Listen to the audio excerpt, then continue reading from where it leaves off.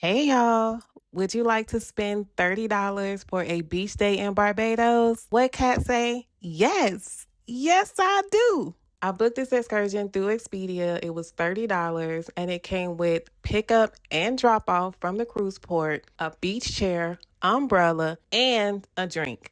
There's plenty of food trucks out here as well. I end up getting me some red snapper, rice and peas, and plantains. Once you're at the beach, they do offer different kind of water sports, different catamarans, jet skis, anything you can think of, it is offered at this beach. So if you're ever in Barbados, book it through Expedia, $30. Don't say I didn't put y'all on. Bye.